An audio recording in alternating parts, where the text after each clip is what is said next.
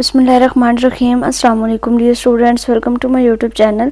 आज हम कवर करेंगे स्टार्ट 408 के नेक्स्ट 2 लेक्चर्स जो कि हमारे मेटम का सिलेबस है। 4 लेक्चर हमने कल कर लिए थे, तो आज हम करेंगे नेक्स्ट दोनों लेक्चर 5 और 6 लेक्चर्स हमारे मेटम में इंक्लूडेड हैं।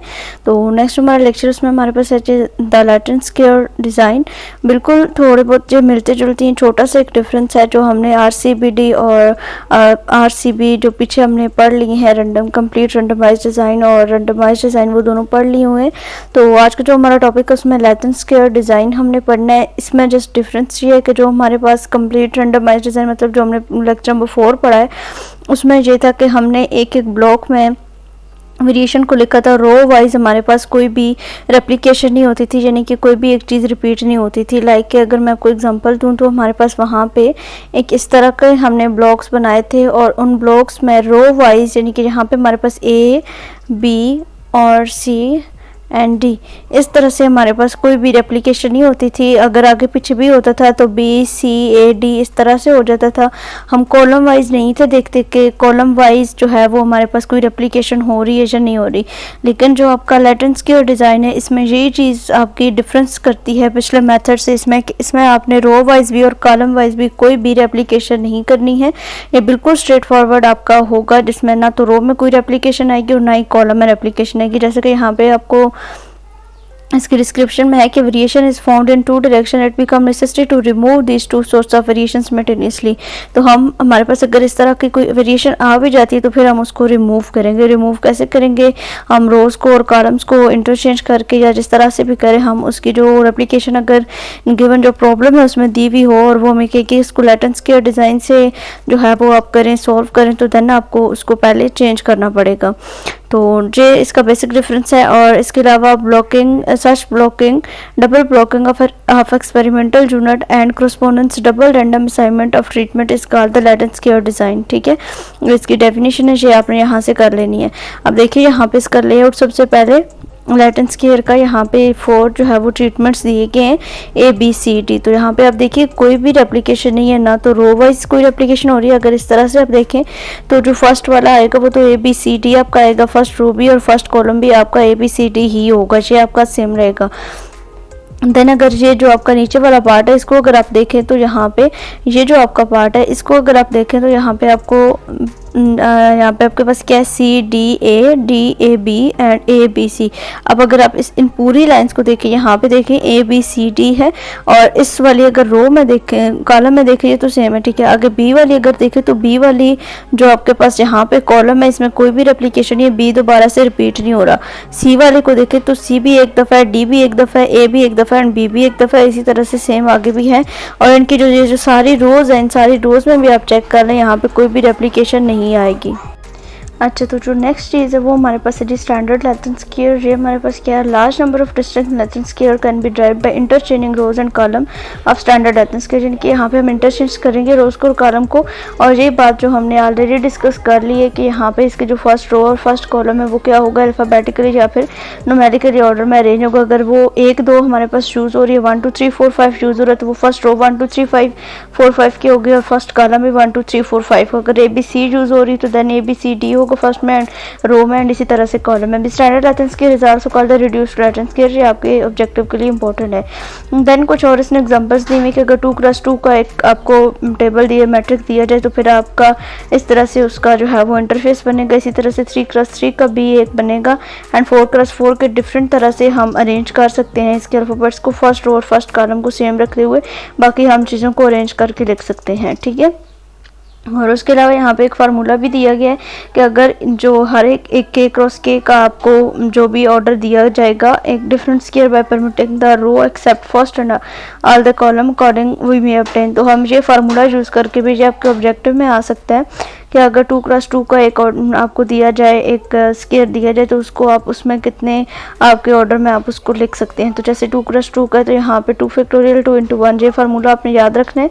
ये जो आपके पास है K फैक्टोरियल × K-1 वाला ये जो फार्मूला ये आप याद रखेंगे तो इसको आप अपने ऑब्जेक्टिव के लिए यूज़ कर सकेंगे। ठीक है, नेक्स्ट हमारे पास मैथमेटिकल मॉडल की इक्वेशन है, इसको आप देख लीजिएगा, ये इक्वेशन आप तैयार कर लीजिएगा। ये पूछ सकता है कि लेटन स्क्वायर की जो मैथमेटिकल मॉडल की इक्वेशन है वो कौन सी है। तो यहाँ पे जो आर आई है वो किस लिए यूज़ हो रहा है, म्यू डिनोट कर रहा है जर्नल मीन को, आर आई यानी कि आगे जो इसकी कैलकुलेशंस है ना उनमें ये सारी चीज़ें आपने यूज़ करनी है, ठीक है। आर आई आपकी रो को जो डिनोट कर रहा है, सी जे आपके कॉलम को डिनोट कर रहा है, टॉक एच इनके टी जो है वो आप आगे इसकी कैलकुलेशन में टी यूज़ करेंगे, ये आपकी ट्रीटमेंट्स के लिए यूज़ हो रहा है, और ई आई जी एच जो है ये इसके एरर के लिए यूज़ हो रहे हैं, ठीक है। और बाकी जो इसको सॉल्व करने का तरीका है वो बिल्कुल सेम इसी तरह से, formation of hypothesis, level of significance, test statistic, calculations, critical region and conclusion, ये चेंज स्टेप्स हमने फॉलो करने। लेकिन एक चीज़ यहाँ पे चेंज हुई कि अब आपको यहाँ पे 3 हाइपोथेसिस स्टेट करनी पड़ेगी, एक कॉलम के लिए, एक रो के लिए और दूसरी आपकी ट्रीटमेंट्स के लिए, ठीक है। ये आपने 3 हाइपोथेसिस स्टेट करनी है, ये इनमें जो डिफरेंस है वो आपने याद रखना है। पहले हम 4 हाइपोथेसिस हमने स्टेट की थी, अब आपने 3 हाइपोथेसिस स्टेट करनी है अल्टरनेट, और 3 ही आपके हाइपोथेसिस होंगे आपकी नल हाइपोथेसिस। और इसी तरह से यहाँ पे आपको 3 टेस्ट स्टैटिस्टिक यूज़ करने हैं, एक रो के लिए होगा, एक कॉलम के लिए होगा, और दूसरा जो आपका लास्ट होगा वो आपका एरर्स के लिए होगा, ठीक है। लेवल ऑफ सिग्निफिकेंस गिवन है तो वेल एंड गुड, नहीं तो आपका 0.05 ही यूज़ होगा। बाकी ये आपका यहाँ पे इसका जर्नल टेबल दिया गया है, और ये चीज़ें हम ऑलरेडी डिस्कस कर चुके हुए हैं पिछले लेक्चर्स में। इसी तरह से हम रो का सम करते हैं, कॉलम्स का सम करते हैं, फिर उनका मीन्स निकालते हैं। तो बाकी सिंपल सा वही तरीका है, जस्ट यहाँ पे आपका डिग्री ऑफ फ्रीडम जो है वो किस तरह से बाकी जो टोटल ESS है वो सब का सम करके होता है, और जब एरर हमने निकालना है तो जो हम कैलकुलेशंस करेंगे उन सबको माइनस कर देना है तो एरर आ जाएगा। जी हम अपने पिछले लेक्चर में भी ये चीज़ हम ऑलरेडी डिस्कस कर चुके हुए हैं, ठीक है। तो इनके जो डिग्री ऑफ फ्रीडम है, टोटल एसएस का K-1 है, रो एसएस का भी K-1 का, कॉलम का भी K-1, ट्रीटमेंट का भी K-1। फिर जब एरर का आता है तो हम ट्रीटमेंट्स को और उसको मल्टीप्लाई करते हैं तो ये इसका आ जाएगा K-1 और K-2 हमारे पास आ जाएगा। और फिर हमने जो है वो निकालना है, ये K-1 K-2 कैसे निकला है, यहाँ पे देखिए जो टोटल एसएस है -3 × K-1, इसने इसको मल्टीप्लाई किया प्लस माइनस करके, और यहाँ पे जो है ये यहाँ पे n = K cross K square के लिए हम यहाँ पे यूज़ करते हैं। और हमारे पास यहाँ पे फिर एरर का जो डिग्री ऑफ फ्रीडम है वो निकलेगा K-1 और K-2। फिर कोफिशिएंट फैक्टर जो हमारा कॉमन फैक्टर होता है उसके लिए हमारा formula grand total divided by K square, हम यही पीछे भी यूज़ करते हैं। सिंपल आप वही बेसिक जो मैंने आपको पिछले एग्जांपल में बताया था ना वही फार्मूला भी यूज़ कर सकते हैं। ज़रूरी नहीं कि यहाँ पे डिफरेंट फार्मूला को, यहाँ तो एग्जांपल में हैंडआउट्स पे इन्होंने जस्ट हमारी यादानी के लिए किया है कि डिफरेंट तरीक़ों से इन्होंने कोफिशिएंट्स को यूज़ किया, तो बिल्कुल वही यूज़ कर सकते हैं, ठीक है, कोई इसमें इशू नहीं है। दैन टोटल एसएस आपका निकलेगा जो आपका डबल आपका जो एट द एंड आपका एक सम निकलता है वो, एंड माइनस आपका जो फैक्टर होगा वो, एंड जो फैक्टर की वैल्यू होती है वो वही होती है जिसके जन की ग्रैंड टोटल डिवाइडेड बाय आपके जितनी K होंगे वहाँ पे आप उसको डिवाइड करेंगे, ठीक है। एंड रो एसएस पर आप निकाल लेंगे रोज़ का सम divided by K minus factor column का सम। आप ये दोनों चीज़ यहाँ पे हैं कि रो का सम और कॉलम का सम आपने निकालना है, ठीक है। और एसएस मीन के row sum of square, CSS mean के column sum of square, and जहाँ पे बस इनका सबका सम, और फिर ट्रीटमेंट्स के लिए आपने ट्रीटमेंट्स का भी सम ऑफ स्क्वायर निकाल लेना है। तो यहाँ पे इसका नोवा टेबल है, वो सारी चीज़ें source of variation between treatments, between rows, between column and within error, और टोटल एट द एंड पे इनकी degree of freedom K-1 K-1 और K-1, और जो विद इन एरर है वो आपकी K-1 K-2, और टोटल आपकी हो जाएगी K स्क्वायर -1। उसके अलावा सम ऑफ स्क्वायर वही जो आपने निकाले, टोटल एसएस आ जाएगा आपका रोज़ का एसएस, कॉलम्स का सम, और जो ट्रीटमेंट है ये टोटल में से आप ट्रीटमेंट्स को माइनस कर देंगे तो देन जिनके CSS माइनस RRS इन दोनों को माइनस करेंगे तो आपके पास विद इन एरर आ जाएगा, एंड टोटल इन दोनों का सम माइनस कोफिशिएंट फैक्टर जो आप ऑलरेडी डिस्कस कर चुके हुए हैं। मीन जो है वो हम सिंपल पहले भी डिस्कस कर चुके हैं, चुके जो हम सम ऑफ स्क्वायर निकालेंगे उसको डिग्री ऑफ फ्रीडम पे डिवाइड करेंगे तो मीन आ जाएगा, और बाकी आपका यहाँ पे एफ टेस्ट तीनों यहाँ पे अप्लाई हो जाएंगे। देन रिजेक्ट का और एक्सेप्टेंस का वही क्राइटेरिया जो हमारे डिस्कस कर चुके हैं, अगर वो लेस देन होगा तो देन हम उसको रिजेक्ट नहीं करेंगे, यानी कि जो हमारा नल हाइपोथेसिस है वो लेस देन होता है हम जो टेबल से वैल्यू कैलकुलेट करते हैं उससे, तो देन हम उसको रिजेक्ट नहीं करेंगे। अगर वो ग्रेटर देन होता है तो देन हम उसको रिजेक्ट करेंगे और एट द एंड हमारा कंक्लूजन आ जाएगा। फिर आगे एग्जांपल है, एग्जांपल बिल्कुल सेम इसी तरह से जो हम ऑलरेडी डिस्कस कर चुके हुए हैं, बिल्कुल वही तरीका आपने यूज़ करना है। सिंपल सी एक चीज़ इसमें ऐड हुई है कि ट्रीटमेंट्स के लिए पहले रेंडमली जैसे यहाँ पे हमें डाटा दिया हुआ क्या होगा उसके मुताबिक हम इसका टेबल बनाएंगे। इसका हाइपोथेसिस तो स्टार्ट करनी हमको आती है, μ1 μ2 μ3 सारे इक्वल होंगे पहले, मीन्स फिर जो अल्टरनेट हाइपोथेसिस हम देंगे उसमें नॉट इक्वल टू होंगे। और सेम इसी तरह से नेक्स्ट जो है वो हमारा जो रोज़ के लिए और कॉलम के लिए अलग अलग, ये हम पहले ही डिस्कस कर चुके हैं। तो ये आपके 3 हाइपोथेसिस आ जाएंगे। देन लेवल ऑफ सिग्निफिकेंस आपने कर लिया और F1 जो है वो आपका टेस्ट आ जाएगा हाइट्स ट्रीटमेंट्स के लिए, देन हाइट्स के लिए, और फिर आपका एट द कॉलम के लिए आ जाएगा यहाँ पे। फिर इसकी कैलकुलेशंस कर ली हैं जैसे पीछे टेबल में मैंने आपको डिटेल से समझाया था, बिल्कुल सेम उसी तरह से रोज़ का सम भी कर लेना है, कॉलम का सम भी, सम उसके ऑफ ईच वैल्यू कर लेना है। यहाँ पे जो आपका ये है जो आपका ग्रैंड टोटल आ जाएगा। ये जो आपका सम है ये इन सब वैल्यूज़ को सम करने से आया है। ये जो आपका सम है इन सब वैल्यूज़ को सम करने से, और इधर से इनको भी सम करेंगे तो यहाँ पे भी यही आपका सम आएगा, ठीक है। और बाकी जो है वो अगर आगे हम देखें तो फिर जहाँ पे ये एक चीज़ आपकी अलग है यहाँ पे कि जो आपका ट्रीटमेंट्स के लिए जो आपने अप्लाई करना है वहाँ पे ये जो आपकी वैल्यूज़ है ना, जैसे हमने पिछले में की थी, जो पिछला हमारा लेक्चर था उसमें हमने देखा था कि ABCD की सारी जो वैल्यूज़ है ना, A वाली सारी एक साथ लिख देंगे, B वाली मतलब तरतीब के साथ हम इनको ना अरेंज करेंगे। A वाली ये जो हमारा टेबल है, ठीक है, A वाली सब में आ जाएंगी, B वाली C D, फिर इन सब का सम ले लेना है पहले, फिर इन सब का स्क्वायर ले लेना है। तो सम का जो टोटल है वो भी आ जाएगा और जो स्क्वायर ऑफ सम का टोटल है वो भी आ जाएगा। ये चीज़ इसमें राइट एंड स्क्वायर में डिफरेंस है। और बाकी फिर आगे उसी तरह से अपने टोटल एसएस का फार्मूला लगा लेना है। कोएफिशिएंट फैक्टर जो फार्मूला था वही आपको मैंने बताया कि भी ग्रैंड टोटल जो हमारे पास होता है रोज़ का टोटल डिवाइडेड बाय आपके टोटल जो केस होंगे वो आपका आ जाएगा। एंड रो एसएस में रो का सम डिवाइडेड बाय के माइनस फैक्टर। और फिर इसी तरह से कॉलम के सम के लिए कॉलम का सम टोटल एसएस के लिए जब एरर निकालेंगे तो सबको माइनस कर देंगे। और फिर सिंपल एनोवा टेबल आपने बना लेना है और वैल्यूज़ को फाइंड कर लेना है। और जो मैंने आपको जैसे पीछे बताया था ना कि किस तरह से टेबल में से वैल्यूज़ को देखते हैं, बिल्कुल सेम वही तरीका है अपर लिमिट्स और लोअर लिमिट में, ठीक है। जो डिग्री ऑफ फ्रीडम है वो आपका ऊपर आएगा, आपने रो में उसको चेक कॉलम में चेक करना होगा, और जो आपका एरर वाला आएगा उसको आपने चेक करना होगा कॉलम में। तो उनके दोनों की इक्वल में जो वैल्यू होगी वो आपकी डिग्री ऑफ फ्रीडम सॉरी ये क्रिटिकल वैल्यू आपकी होगी। अगर वो लेस देन आती है जो आपकी, जैसे कि यहाँ पे देखें 3.09 is less than greater than 4.76, जहाँ पे ये लेस देन है ना 3.09 इज़ लेस देन 4.76, तो हम जो F1 है उसको हम रिजेक्ट नहीं कर सकते। 4.72 भी लेस देन है 4.76 एंड 23.47 यानी कि जो F3 है वो हमारी ग्रेटर देन है 4.76, तो उसको हम रिजेक्ट करेंगे, ठीक है। तो एट द एंड पे हमने कंक्लूजन इसकी दे देनी है। उसके बाद हमारा जो लेक्चर है वो हमारे पास है जी लेक्चर नंबर 66 है। उसमें भी जो है वो तकरीबन पीछे वाला ही है, थोड़ा सा आपको बता देती हूँ।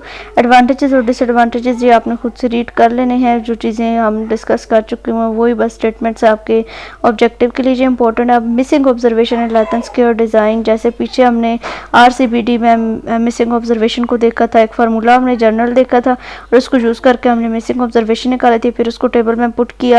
ये जो है ना ये बेशक आप स्किप कर दीजिए, वही चीज़ें बस इनकी ना यहाँ पे जनरल फॉर्म्स लिखी हुई हैं, तो हम बस इसका बेसिक फार्मूला देखेंगे। यहाँ पे ये जो सारी डेरिवेशंस वगैरह हुई हुई हैं ये हमें करने की ज़रूरत नहीं है, ये बस समझने के लिए अगर कुछ चाहे तो उनको कर सकते हैं, अदरवाइज़ इसकी ज़रूरत नहीं है कि पेपर में आपके आएंगे। तो ये मैं आपको दिखाती हूँ, यहाँ पर जनरल फॉर्म जो हमारे पास इसकी आती है मिसिंग ऑब्जर्वेशन को फाइंड करने के, वो आपके पास ये आती है x equal to k into RI slash plus CJ plus T and -2G dash, ठीक है। यानी कि ये आपका जो R है वो आपका ये नीचे इसकी जनरल फॉर्म और भी लिखी हुई कि हम इसको जो है वो इस तरह से भी लिख सकते हैं k into R plus C plus T -2G divided by k -1 k -2, ठीक है। ये आपका एरर का आपका जो है वो फॉर्म डिग्री ऑफ फ्रीडम तक k -1 k -2। तो ये फार्मूला हमने यूज़ करके मिसिंग ऑब्जर्वेशंस को फाइंड करना है। एग्जांपल देखते हैं तो मज़ीद आपको इसकी क्लैरिफिकेशंस हो जाएंगी। यहाँ पे देखिए, यहाँ पे एग्जांपल दी हुई है इस टेबल में आपके पास, यहाँ पे जो मिसिंग ऑब्जर्वेशन है वो कौन सी, डी की मिसिंग ऑब्जर्वेशन है। ठीक है, थोड़ा सा इसमें डिफरेंस होगा, वो आपको मैं समझाती हूँ कि किस तरह से आप इसको फाइंड करेंगे। ये डी की जो ऑब्जर्वेशन है ये मिसिंग ऑब्जर्वेशन है, तो इसको हमने फाइंड करना है। तो सबसे पहले आपने क्या करना है जी, आपने ये फार्मूला यूज़ करना है। ठीक है, फार्मूला आपने लगा लिया। आप यहाँ पे अपने रोज़ का सम भी ले लेना और कॉलम का सम भी, जस्ट मिसिंग ऑब्जर्वेशन वाली रो का सम और वही उसी मिसिंग ऑब्जर्वेशन वाले कॉलम्स का सम। ठीक है, जैसे कि यहाँ पे है मिसिंग ऑब्जर्वेशन ये है ना इस फर्स्ट वाली रो में, तो डी वाले को छोड़ के, क्योंकि ये तो मिसिंग है, बाकी सबका सम कर लेना है और ये जो आपका कॉलम है इन सब का भी सम कर लेना है। ठीक है, तो ये आपकी यहाँ पे दो वैल्यूज़ आएंगी और जो कॉलम का और रोज़ का सम करेंगे आपस में, तो ये जी ग्रैंड टोटल आपके पास आ जाएगा। अब ये ट्रीटमेंट डी क्या है, ये किस लिए लिखा है, ये टी को फाइंड करने के लिए लिखा है। ठीक है, R plus C plus T minus 2g, ये जो टी जो है उसके लिए हम ट्रीटमेंट डी को लिखेंगे, यानी कि जो भी मिसिंग ऑब्जर्वेशन होगी ना वो लिखनी है। तो डी मिसिंग ऑब्जर्वेशन है वो। अब बाकी जितना पूरा टेबल है इसमें जो जो हमारे पास वैल्यूज़ है ना डी की, वो सारी हमने लिख लेनी है। ठीक है, तो उसके लिए हमारे पास यहाँ पे आ जाएगा डी की वैल्यू 7.9 है, देन 10.1 है यहाँ पे डी की वैल्यू, देन 11.1 है, देन 14.3 है जहाँ पे हमारे पास डी की वैल्यू। एंड इन सब को जब आप सम करेंगे तो आपके पास आ जाएगा 43.4। ठीक है, इन सब का सम करेंगे तो ये आपके पास ये टी वाली जो वैल्यू ना वो आ जाएगी। तो बाकी बस सिंपल इस फार्मूले में पुट करना है और आपकी यहाँ पे मिसिंग ऑब्जर्वेशन आ गई 10.7, तो इस 10.7 को आपने टेबल में पुट कर देना है और बाकी आगे सेम वही अपने जो है वो, जिससे अभी पिछले एग्जांपल देखिए हाइपोथेसिस कॉलम के लिए, रो के लिए और जो हमारा वो होगा ट्रीटमेंट उसके लिए कर लेना है। फिर ट्रीटमेंट के लिए अलग से टेबल बनाना है और एक दफ़ा इसका ग्रैंड टोटल मतलब पूरा एक टेबल बना लेना है। यहाँ पे हमारी जो मिसिंग ऑब्जर्वेशन थी वो ये थी 10.7, हमने यहाँ पे लिख दिए और बाकी बिल्कुल सेम उसी तरीके से इसकी कैलकुलेशंस की हैं टेबल की, और फिर ट्रीटमेंट्स के लिए अलग से टेबल बना लिए, ABCD और ई सारी जो वैल्यूज हैं इनकी सबकी तरतीब के साथ लिखी हैं और फिर इन सब का सम ऑफ स्क्वायर हमने ले लिया। ठीक है, बाकी फिर सेम उसी तरह से question factor, total SSS, CSS and RSS वही फार्मूला लगा के इसको फाइंड किया है एंड एट द एंड हमने इसका एनोवा टेबल क्रिएट करके इसकी F वैल्यू निकाल ली है और फिर इसकी हाइपोथेसिस रिजेक्ट और एक्सेप्ट हम कर सकते हैं। ठीक है, तो ये हमारा आज का लेक्चर था। नेक्स्ट भी एग्जांपल बिल्कुल सेम इसी तरीके से है, इसमें और कोई इस तरह की चीज़ नहीं थी, बस ये इंपॉर्टेंट एग्जांपल थी जो मैंने आपको बता दी है। तो आई होप सो के लेक्चर आपको अच्छे तरीके से समझ आ गया होगा। कि कोई भी कन्फ्यूजन हो या कैलकुलेशन में कोई भी इशू आ रहा हो तो व्हाट्सअप ग्रुप ज्वाइन कर सकते हैं, लिंक दे दूँगी डिस्क्रिप्शन बॉक्स में। तो मिलेंगे अपने अगले लेक्चर में। बेस्ट ऑफ लक आप सबको पेपर्स के लिए, तो दुआ में याद रखिएगा। अल्लाह हाफिज़।